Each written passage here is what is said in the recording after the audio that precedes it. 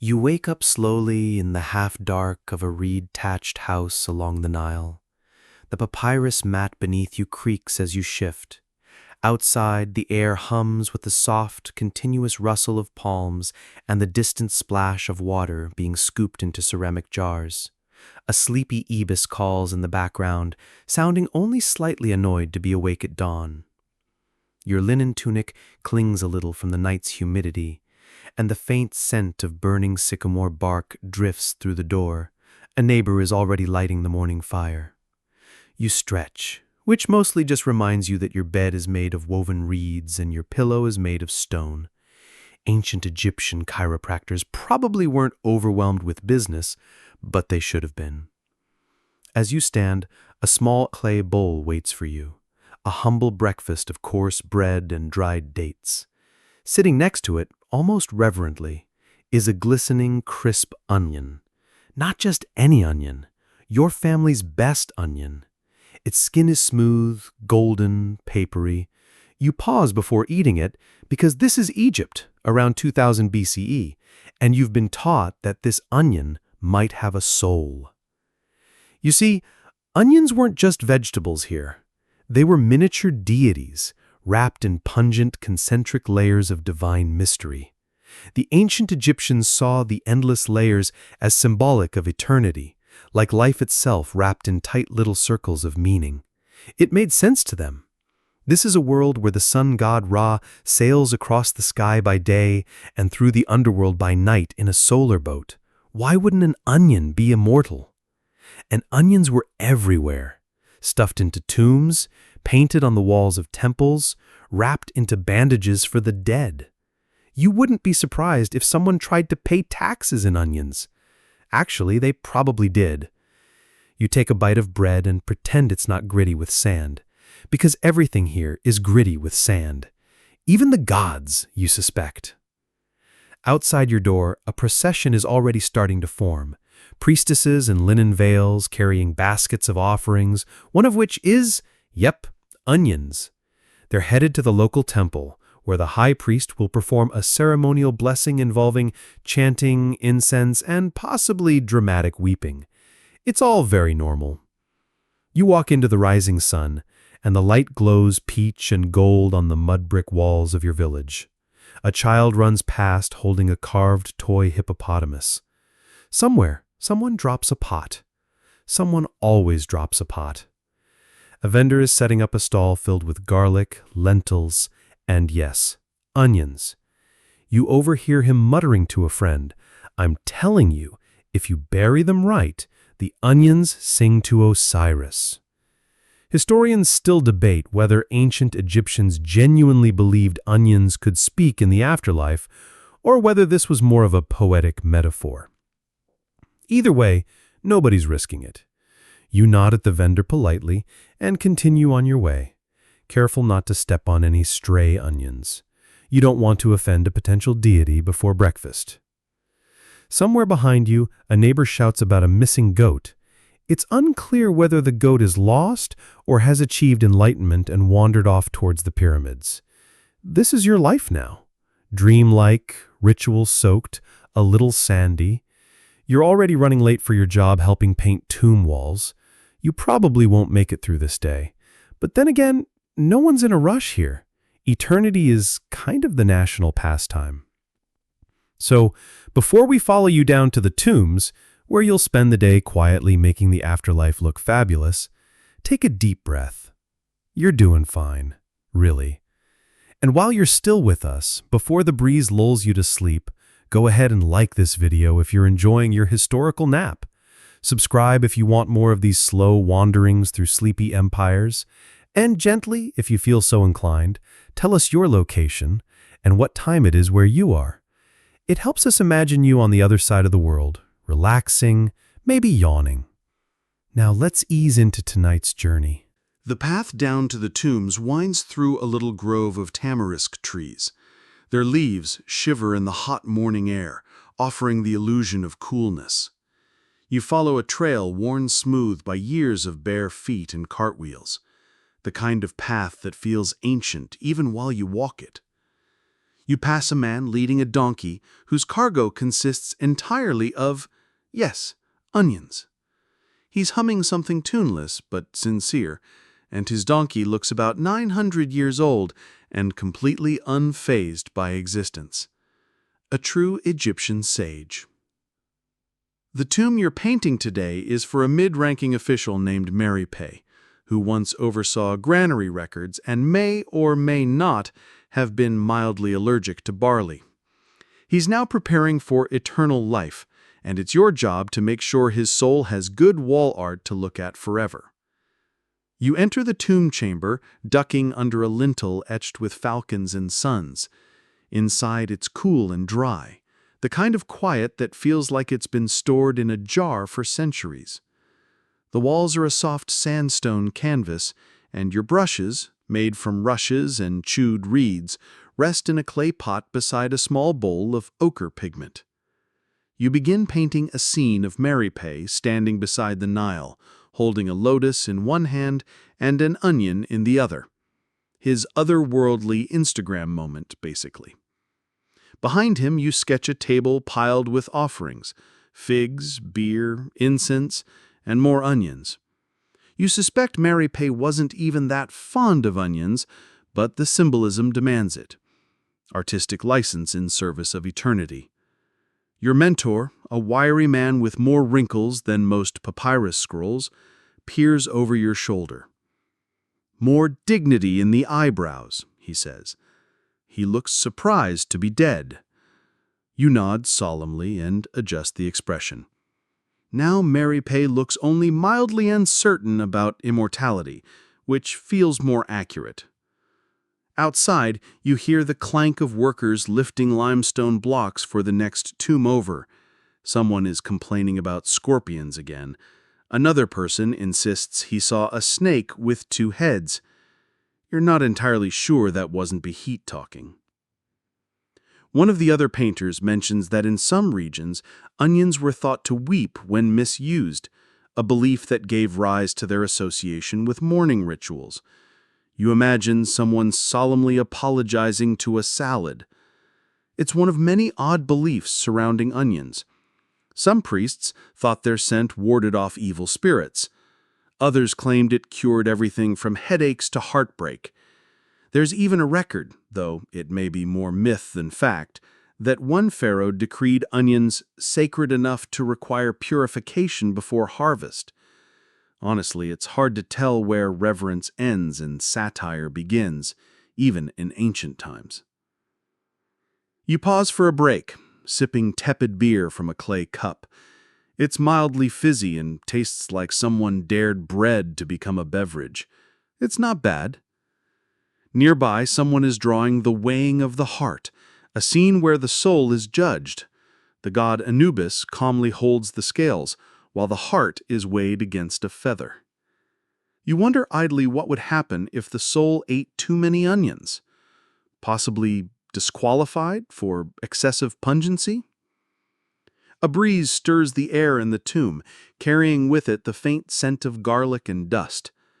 You take another look at the offering table you painted. The onions are a little too perfectly round. You smudge one slightly. Realistic, soulful, honest. That's better. As you clean your brush, you hear someone outside tell a joke about a scribe, a priest, and a crocodile. It makes no sense, but everyone laughs. Historians still debate whether the ancient Egyptians were genuinely this obsessed with onions, or if some of the evidence is exaggerated by later interpretations. Still, the fact remains, they put onions in the hands of their mummies. You don't do that with just any vegetable. And so, as the shadows deepen in the cool of the tomb, you keep painting. A life told in pigments, a soul remembered in layers. Circles within circles, just like the onions. You step outside the tomb, into the thick warmth of late morning, blinking against the sun that now sits smugly overhead. The sky is a cloudless expanse of baked blue, and the stones under your feet radiate yesterday's heat like gossip clinging to a rumor. As you make your way toward the workers' rest area, the scent of roasted chickpeas drifts in on the breeze, mingling with dust, camel sweat, and, you guessed it, onions. Someone nearby is slicing them into a clay dish, dabbing their eyes with the sleeve of their robe. It's unclear whether the tears are culinary or emotional. You find a shady spot beneath a date palm and sit, sharing the shade with a lanky teenager trying to train a cat to do tricks. The cat, in true feline fashion, appears unimpressed and possibly insulted by the idea of employment. The conversation around you shifts toward gossip. Who's been stealing extra bread rations, who's in trouble with the local priestess, and which bureaucrat had a dream where an ibis told him to move to Thebes. Ancient dreams carried serious weight here. If a bird gave you career advice, you followed it. Your friend Neferu leans over, tearing a bit of flatbread. "Did you hear?" she asks. "They buried a nobleman with so many onions, his wife fainted from the smell." You nod, only half surprised. Apparently that man wanted to be well seasoned in the afterlife. The conversation turns toward food preparation, and someone recalls an odd ritual from the Delta region where new brides were made to peel onions while reciting love poems. Supposedly, if you cried during the ritual, it meant your love was true. If you didn't, it meant your soul was suspiciously dry. You snack on dried fish and dates, the kind of meal that makes your jaw do most of the work. Across the way, a clay oven belches smoke, and someone fans it with a woven mat. A toddler stumbles by, wearing only a belt and a deeply serious expression. And yet, even amid the simplicity of this daily life, you feel the pull of something grand. These aren't just villagers. They're threads in a tightly woven tapestry of a civilization that builds monuments to memory. You were part of that, even if your contribution is onions painted delicately on limestone. You overhear a story about a pharaoh's physician who insisted on placing a raw onion at each corner of the king's bed to ward off disease and jealousy. The scholars still debate the efficacy, of course, and whether the smell alone would keep enemies at bay. After resting, you head toward the market for fresh pigment. The path winds through sun-baked alleyways, past mud-brick homes with blue-painted doors and rooftop baskets drying herbs. Children dart between legs, laughing, covered in dust and dreams. A goat tries to eat someone's laundry. It's Tuesday. In the marketplace, the colors are dizzying. Turmeric yellows, lapis blues, the rich red of crushed pomegranate. You barter for some indigo powder from a man who says his cousin once saw a scarab write the name of Horus in the sand. You nod appreciatively. That sounds about right for today. You pass a spice vendor who's weaving a tale about how onions once grew upside down as punishment for telling secrets. Whether it's mythology or marketing, he sells out his whole basket. As you turn to go, the heat settles on your shoulders like a velvet curtain. Your basket of pigments now includes some onion skin dye, used for fabric coloring, but also, allegedly, for contacting the spirit world. You're not sure how that works, but it's probably a long story involving incense and someone You fainting. arrive back at the tomb. You head just back as toward the sun tomb, begins its the sky lazy now descent tinged with the behind faint western golden hills, hue of early the symbolic evening. land of the A dead, dog yawns where dramatically Ra in your sails path. into night. A heron The light rises in softens slow motion everything from into the long reeds. shadows and warm You walk on, golds. thinking Even the about how donkeys look a ordinary bit this more day spiritual feels at this hour. and how very sacred that Inside the is. tomb, the air feels cooler, deeper. Your unfinished painting waits for you, the pigments still moist, the onion on the offering table still slightly lopsided. You smile and set down your basket, reaching for your brush. As you work, the strokes feel calmer, more deliberate. You shade in Merip's sandals, darken the sky above his head, and add a tiny jar of ointment next to the onions, because even the dead need skin care. The room quiets as others leave for supper, and soon it's just you and the walls. The stone seems to listen. The tomb is halfway painted, but entirely alive in its own way. From a pouch, you pull out a small lump of natron salt, used for embalming and for cleaning paintbrushes.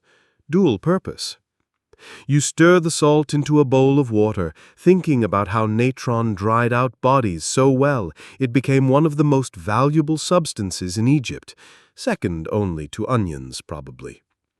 A quiet voice interrupts your thoughts. It's Neferu again, this time holding a candle. "Did you hear about the Northern Temple?" she asks. "They planted rows of onions around it. The priests say the smell creates a boundary no evil can cross." I raise an eyebrow. "Or any worshippers," I reply. She laughs softly and sits down watching as you add the final touches to a ceremonial boat.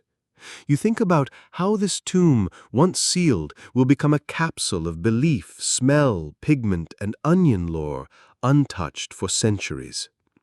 She points to one of the little painted jars.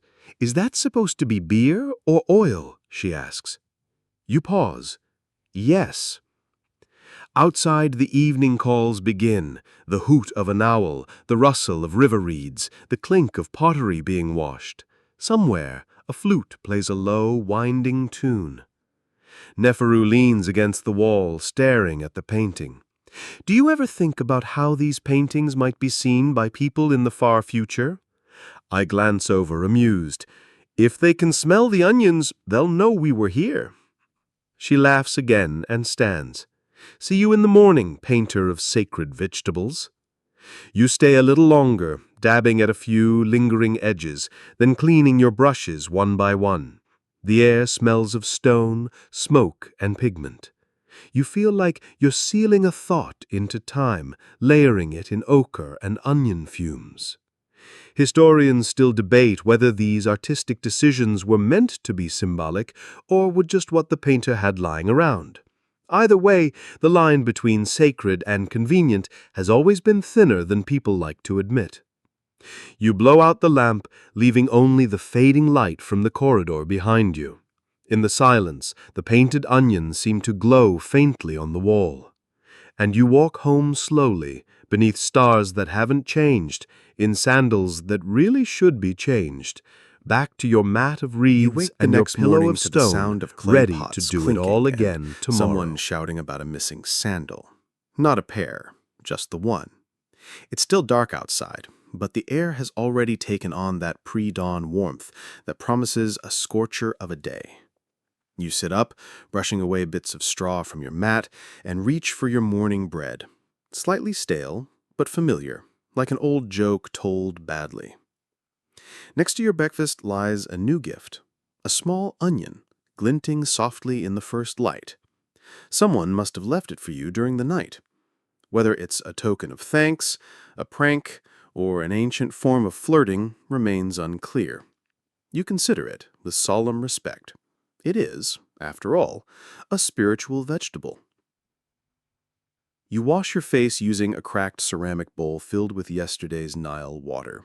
Cool, slightly silty, and rumored to be blessed by crocodiles, which is either comforting or not.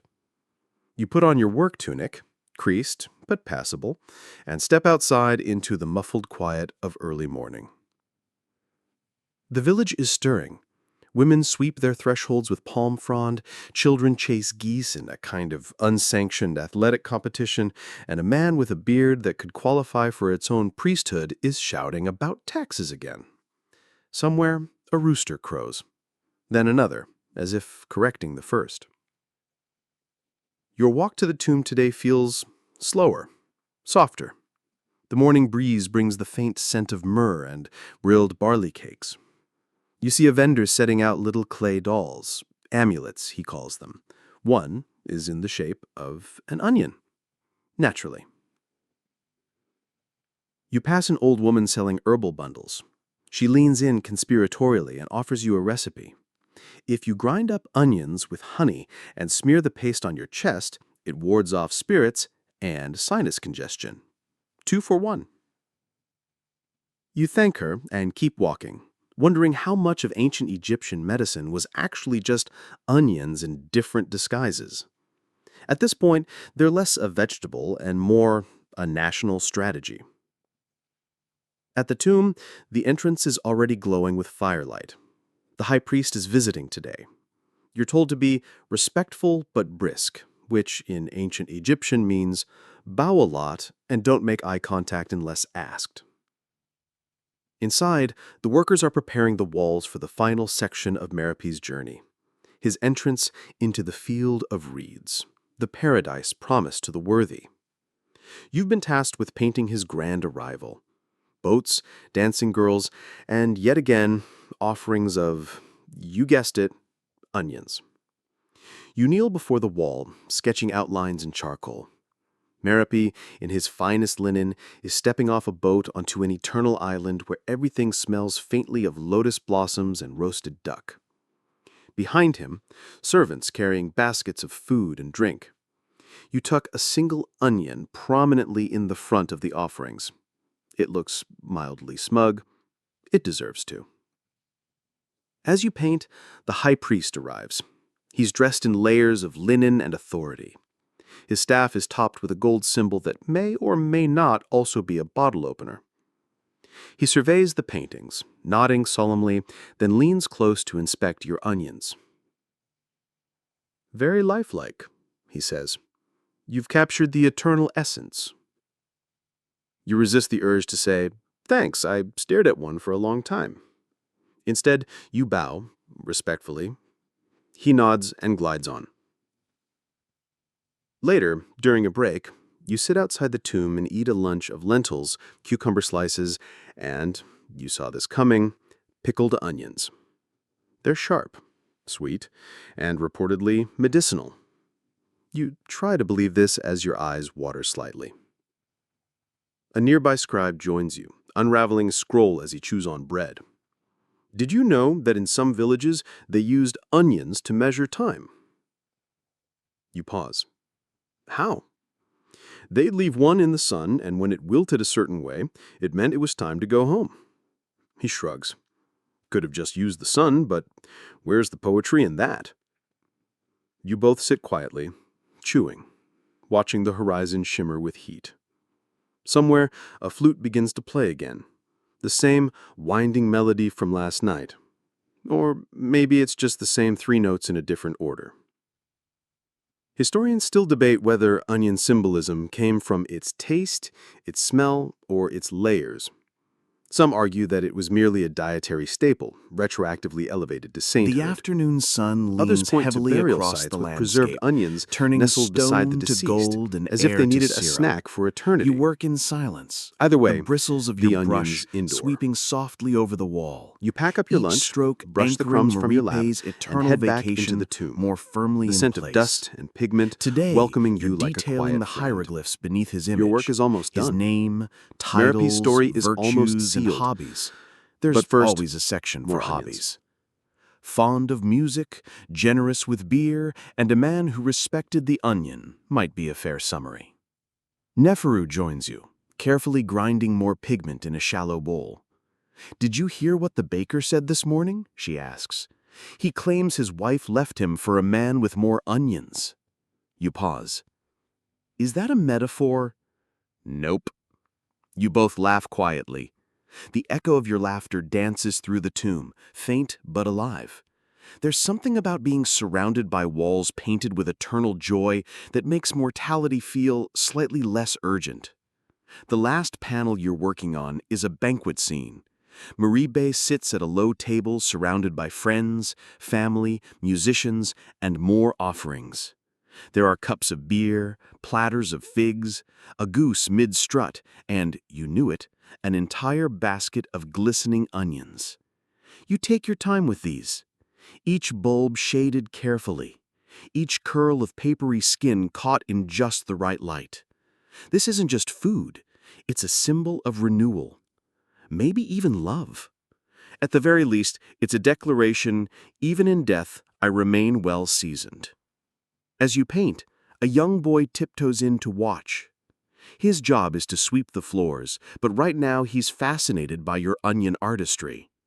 "Why do they always have onions?" he asks. You lean back and think for a moment. Because onions make people cry, And that means they know how to feel. He looks impressed. You don't tell him you just made that up. Outside, someone chants a hymn to Hathor, goddess of joy and music. The rhythm is slow, melodic, and somewhere between a lullaby and a shopping list. The kind of thing that makes you want to fall asleep with a smile and a half-eaten cake.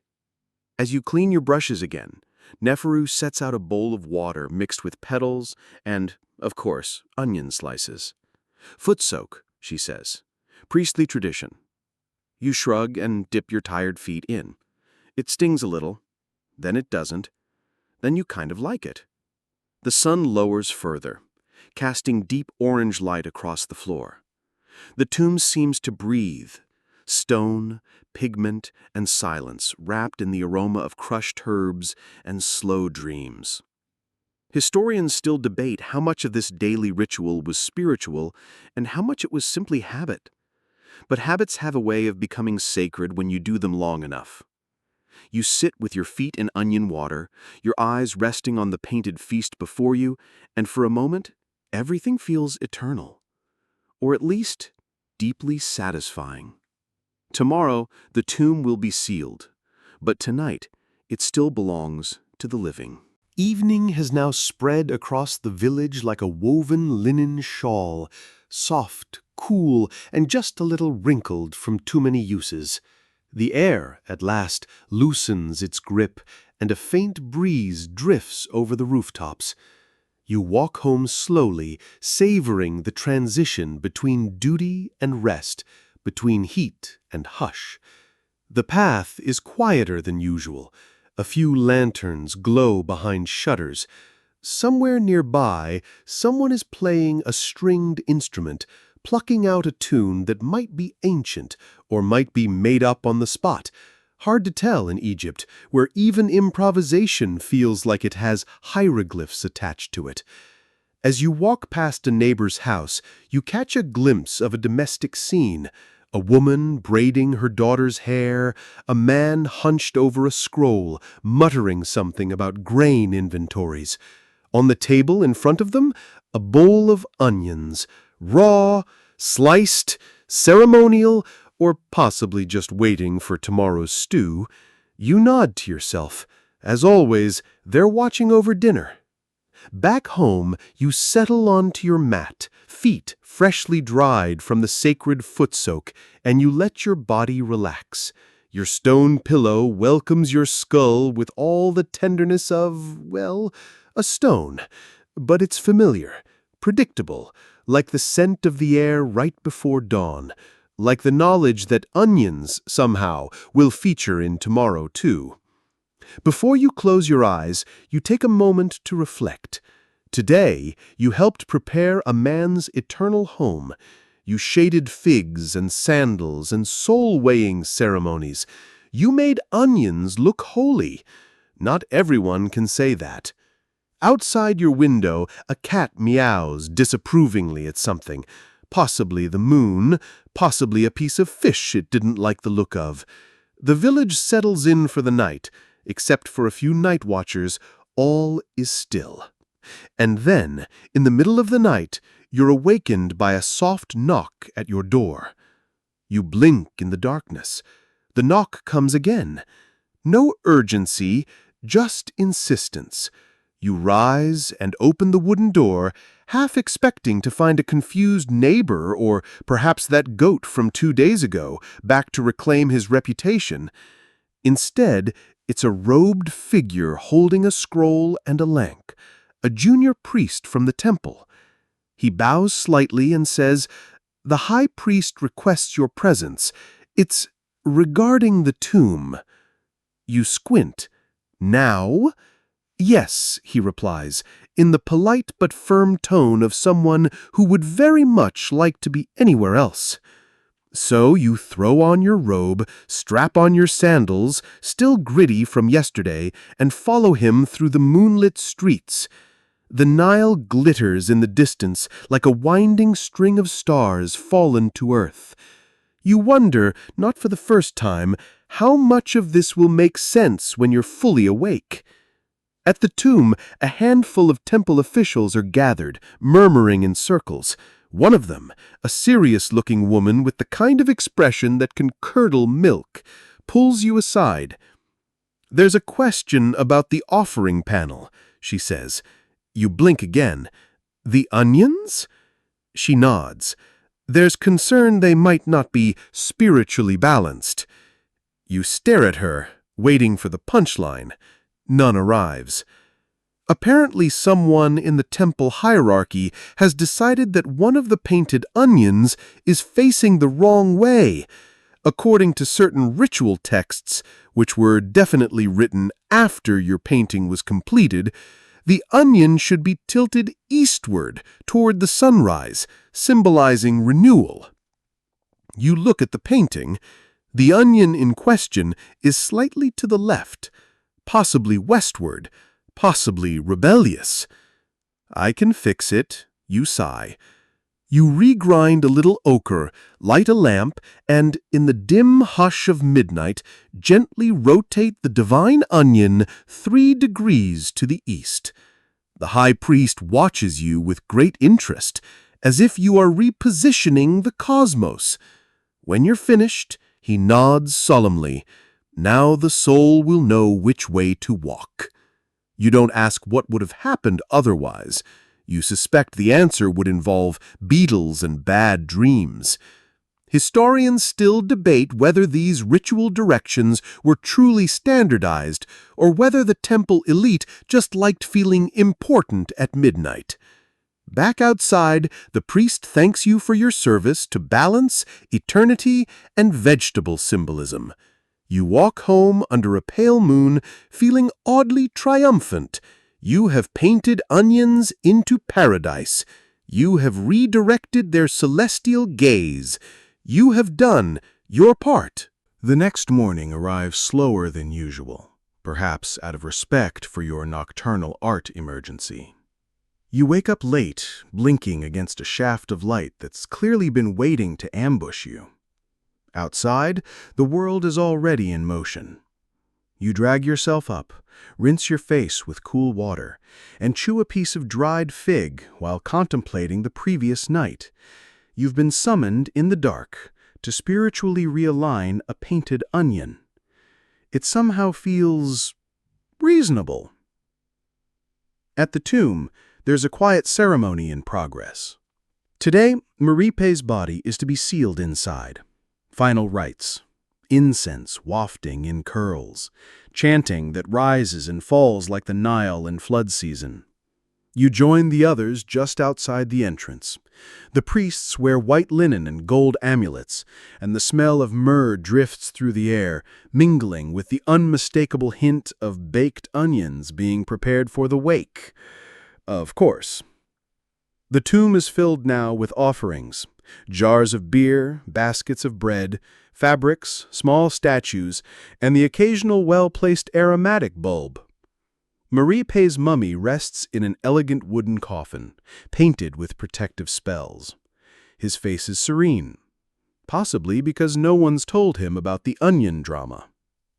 A young girl stands beside you and whispers, "Do you think he'll wake up hungry?" You smile and say, "If he does, there's plenty waiting."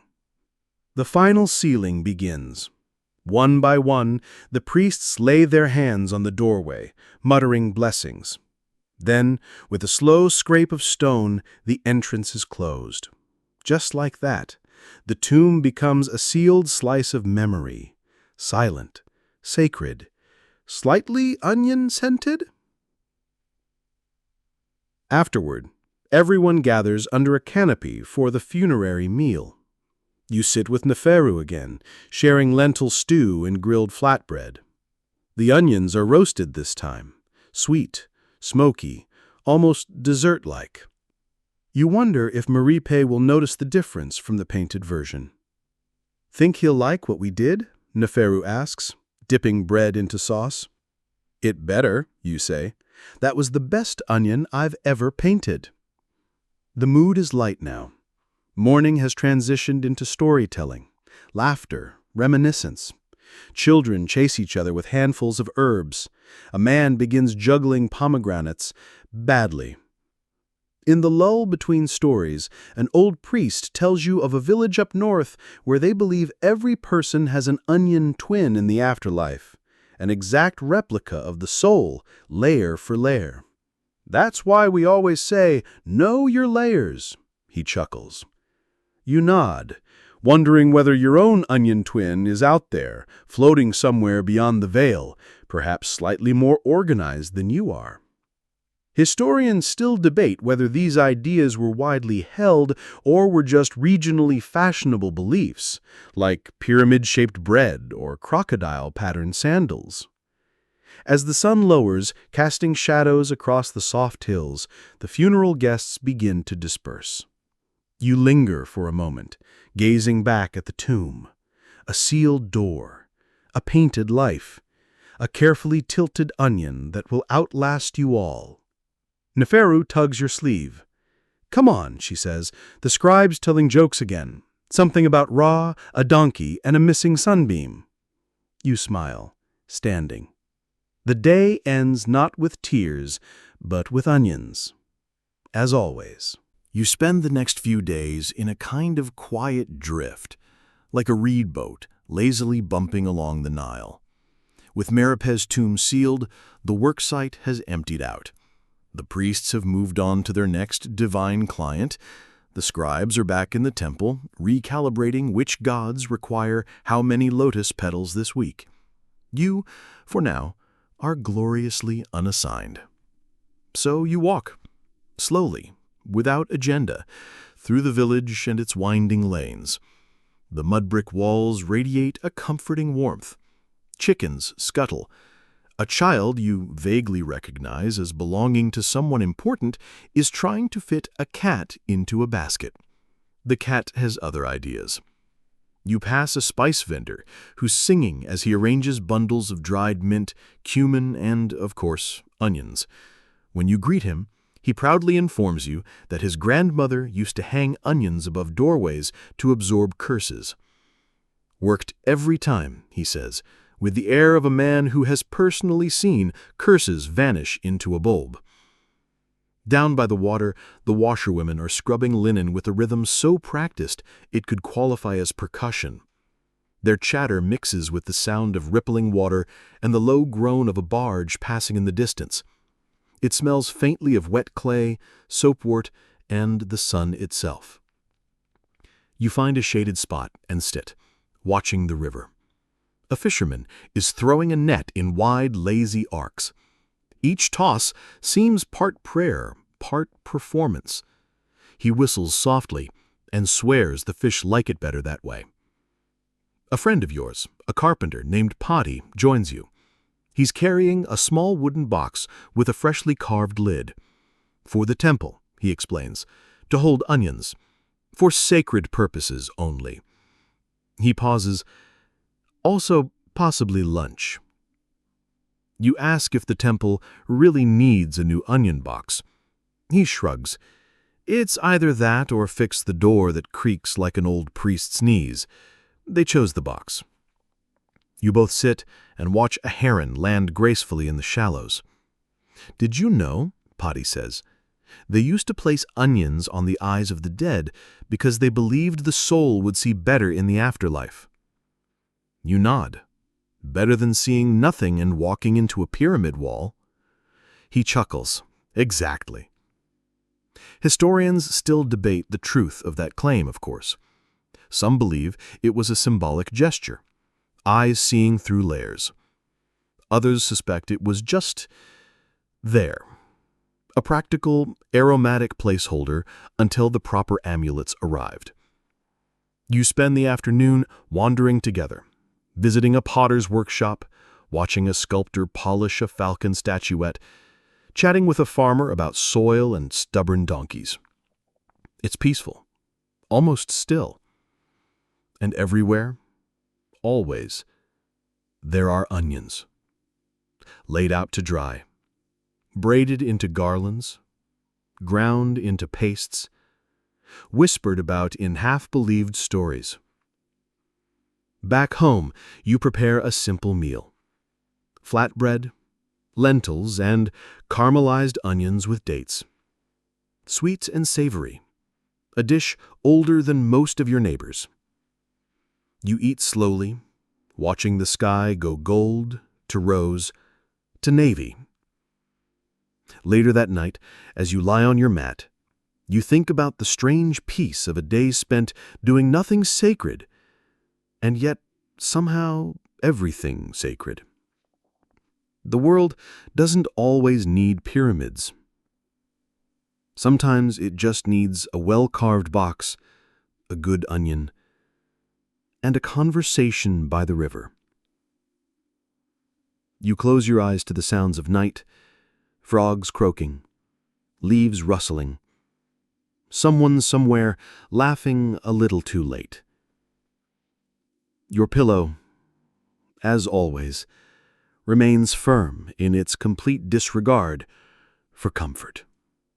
Morning arrives with the smell of fresh bread and someone hammering a little too enthusiastically for sunrise. You blink awake to find that your neighbor's son has taken it upon himself to build a pigeon roost, with no experience. Or pigeons. You stretch and shuffle outside. A cool breeze ruffles the hem of your tunic, and the sky is wide and cloudless. Perfect weather for indolence, which fortunately is your only appointment today. The village square is livelier than usual. A traveling healer has arrived with baskets of herbs and a donkey cart loaded with mysterious jars. He speaks in long, dramatic sentences and claims to have cured a nobleman's limp with pickled onions and a very specific chant. You remain skeptical, but intrigued. You hang around long enough to hear him give unsolicited advice to a goat. The goat, you note, is the only creature here who appears unimpressed. As you turn away, a market woman calls you over. "You, onion painter," she says, grinning. She points to a fresh batch of pressed oil cakes made from onion seeds and sesame. "These are blessed, guaranteed to bring dreams." You ask what kind of dreams. "Mostly agricultural," she replies. "Sometimes boats." You buy one. Because why not? Back at the Temple District, a new assignment waits for you. A set of small shrines to paint. Less grand than a tomb, but just as particular. The first is dedicated to Taweret, the protective goddess of childbirth, shaped like a hippo and feared by demons and midwives alike. Inside the shrine, it's dark, quiet, filled with offerings, flower garlands, incense, and yes, tiny clay bowls filled with onion slices. You begin sketching her image, round, fierce, protective. You include 2 offering plates at her feet, balanced, eternal, fragrant. Nefero arrives mid-morning, carrying new pigments. She wrinkles her nose at the onion scent. "You know, I used to like them." "You still do," you reply. Liking them and being surrounded by their painted cousins for months are not the same. She sets down the jars and squints at your sketch. "Give her stronger arms. She once scared off a crocodile in my cousin's dream." You nod and thicken the lines. Later, while waiting for paint to dry, you both sit outside, sipping barley tea and watching a group of boys build something vaguely architectural out of mud and reeds. One claims it's a miniature temple, another says it's a trap for spirits. Both agree it needs more onions. Nefero picks a flower and absent-mindedly pucks it behind her ear.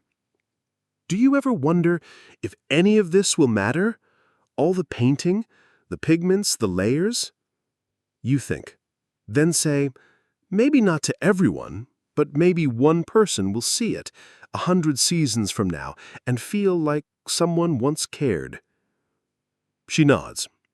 Still, a lot of onions. The day ends with soft laughter and sleepy chatter. The boys abandon their mud temple to chase fireflies. A woman sings to her baby under the stars.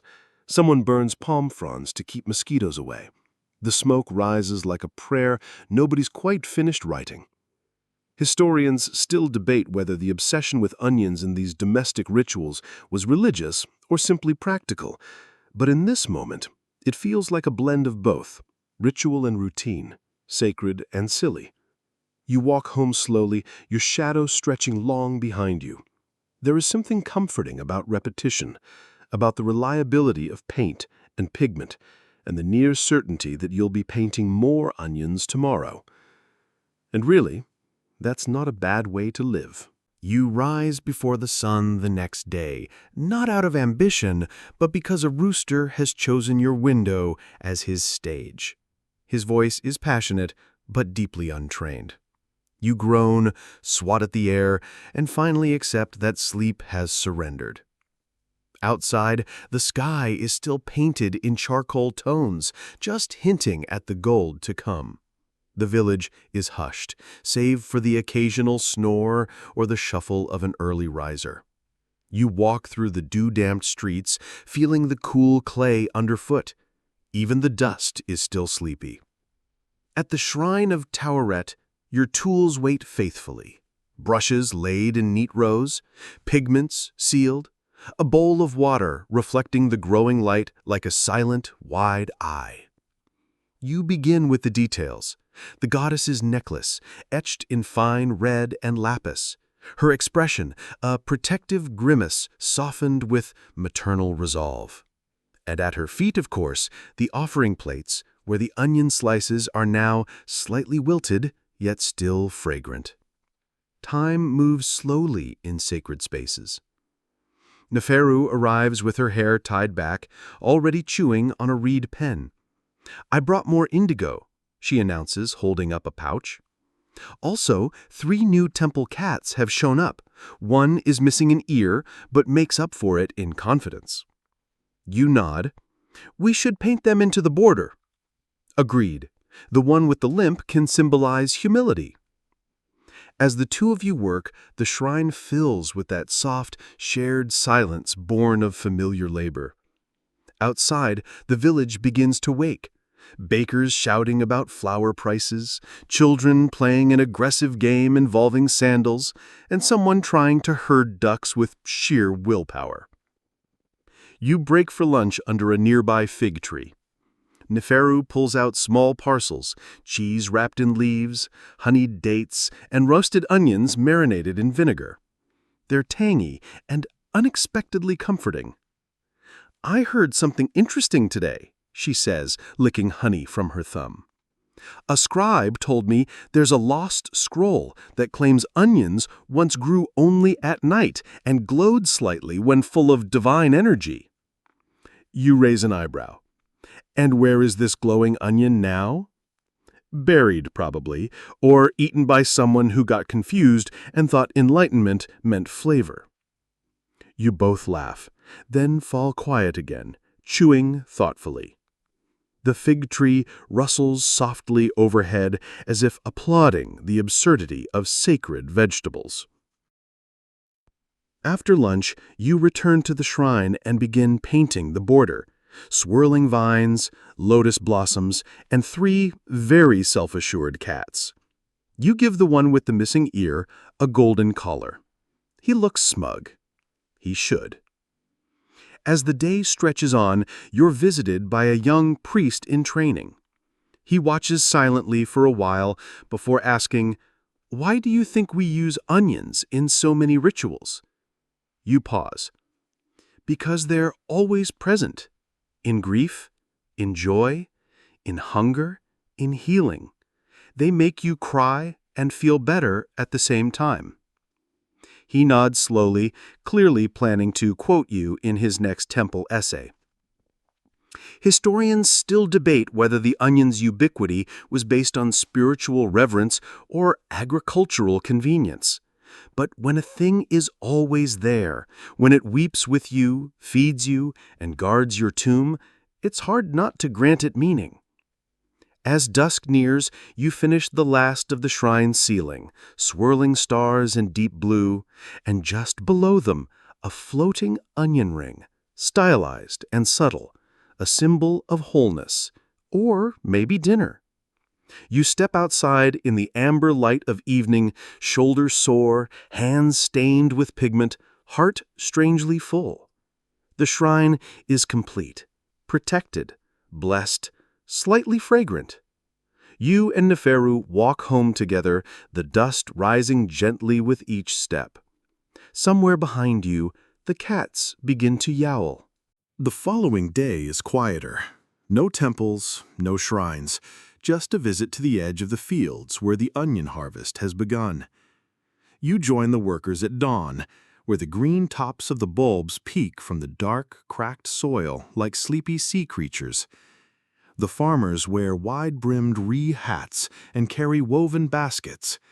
The scent in the air is sharp and grounding, like the earth itself has something to say and won't whisper it. You crouch beside an older woman who's sorting bulbs by size. She hums softly as she works, an old tune about love lost in a flood. "We used to throw the first onion into the river," she tells you, "to ask for a kind flood and sweeter roots next season." You help her for a while, tugging onions from the soil, brushing off the dirt, and laying them gently in the baskets.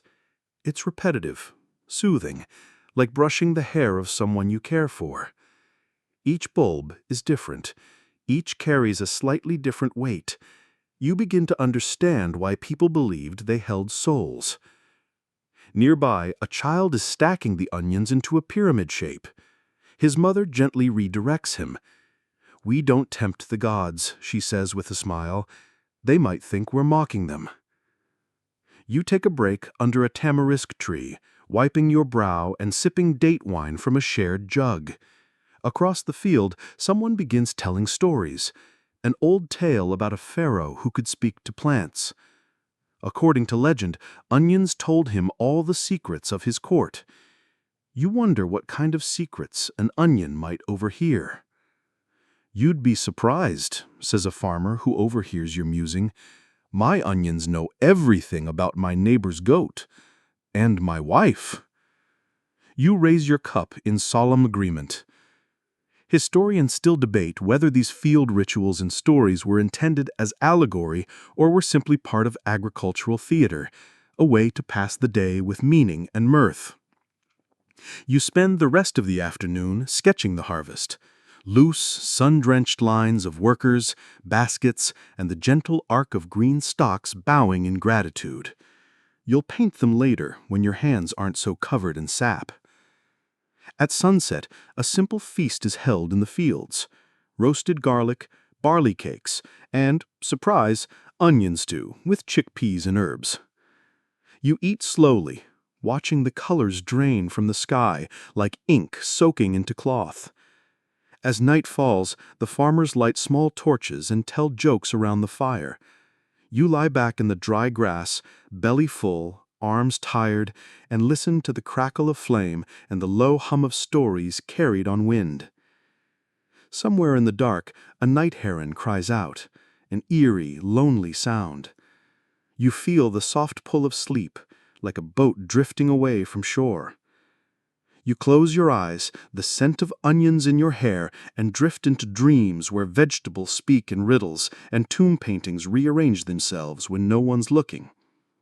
And in the dream, of course, everything smells just a little like dinner. You wake the next morning with straw in your hair, a half-empty cup at your side, and the vague sense that someone tried to balance an onion on your chest during the night. Whether as a joke or a blessing, you're not entirely sure. The farmers are already up, their laughter drifting across the fields like birdsong. A woman nearby hums while braiding onion stalks into decorative ropes.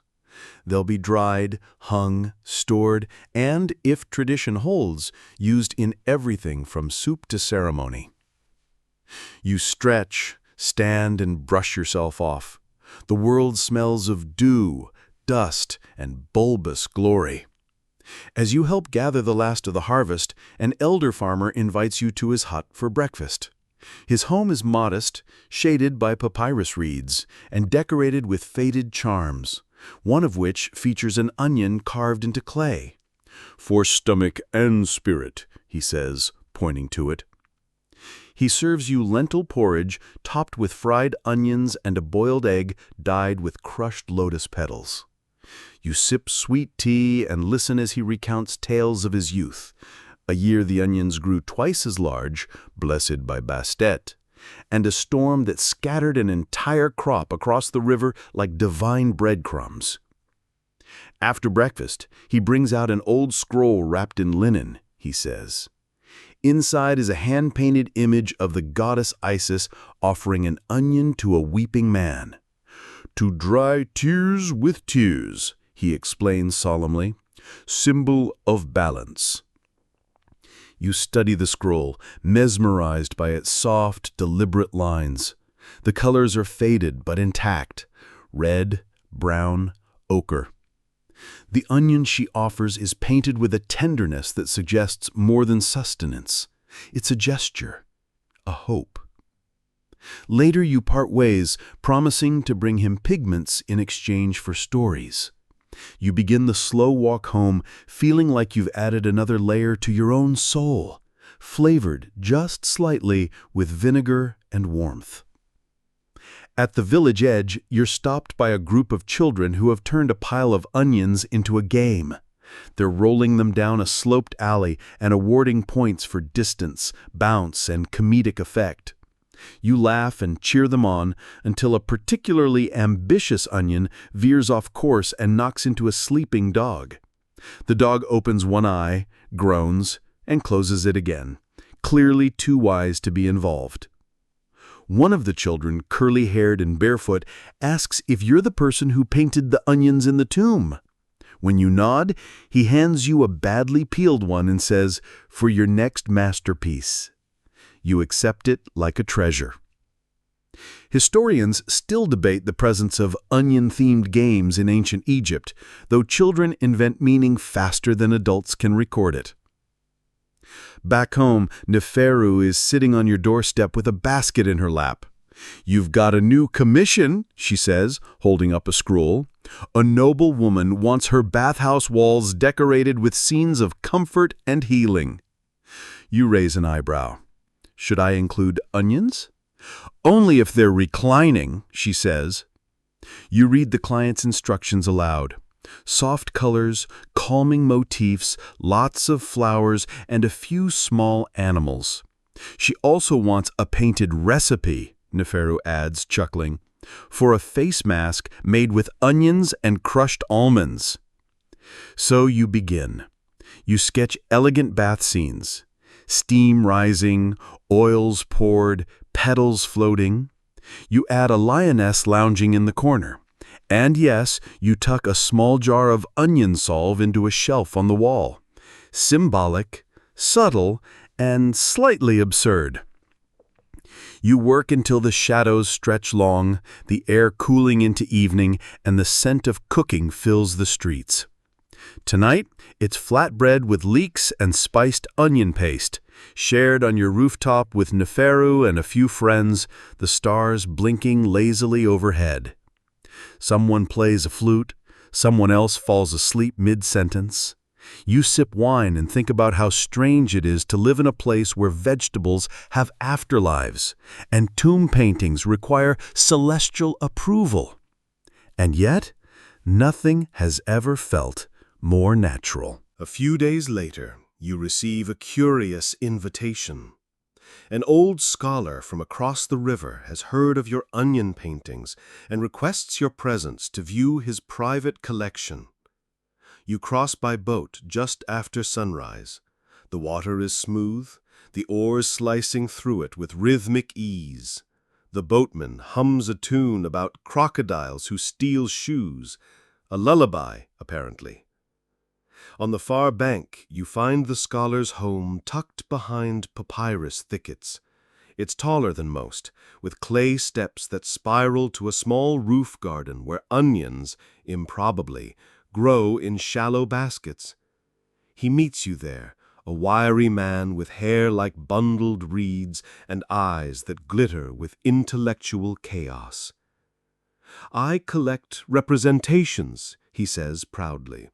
symbolic renderings of edible objects. You blink. Of food? Yes, he nods. Specifically, spiritual food, offerings, feasts, visions. Come. He leads you through rooms filled with scrolls, carvings, and odd bits of pottery. There's a fish made from crushed turquoise, a cake described in 12 lines of poetic metaphor, and at the center of it all, a tablet with 4 onions painted in a row, each labeled with a virtue: patience, protection, memory, and humor. These were painted by a priest's daughter, he says, voice reverent. She believed each layer of the onion revealed a different moral quality. You examine the artwork. The onions are simple, but their shadows are expressive. You can almost see them breathing. I've always thought, he continues, that a people's soul can be found in what they choose to sanctify. You nod slowly. And sometimes, you say, they sanctify the thing they already can't live without. He beams. Exactly! Historians still debate the scholarly merit of this kind of collection, often calling it culinary mysticism or overcooked anthropology. But here, in this room, filled with the echoes of edible devotion, it feels like a kind of truth. You thank the scholar and leave with a borrowed scroll under your arm, an early hymn to the onion, written in soft ink and shaped like a spiral. Back in the village, you spend the evening rereading the lines aloud. Neferu listens while sorting clay pots. What do you think? You ask. She thinks, I think onions were never just onions, and maybe nothing ever is. You smile, nod, and carefully roll the scroll back into its linen wrap. That night your dreams are layered, folded, and fragrant. You walk through an endless market where everything glows softly and all the baskets are full. You meet your onion twin again. They're wearing a crown this time. You bow. They nod. When you wake, the dream clings to you like mist, or like the scent of yesterday's stew still lingering on your sleeves. And the morning feels lighter because of it. Your final task before the season ends comes unexpectedly. The high priest himself requests a mural, not in a tomb or temple, but in the granary courtyard. Something humble, he says, something that honors daily life. You stand in the wide, sunlit courtyard, watching laborers unload sacks of wheat and jars of dried vegetables. There's laughter, sweat, and the creaking of wooden carts. Pigeons circle overhead like a lazy constellation. You begin to sketch, not gods this time, not paradise or judgment, but real faces, wrinkled and warm, laughing, squinting, sighing. You paint a woman kneeling to measure grain, a child playing with a discarded onion skin, a man napping under a basket.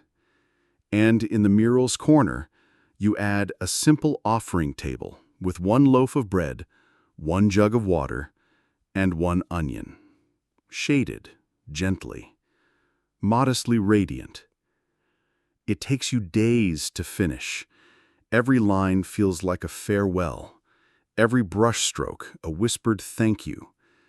Villagers come to watch, some offering suggestions, others just sitting quietly nearby, as if the painting is something that's happening to all of them.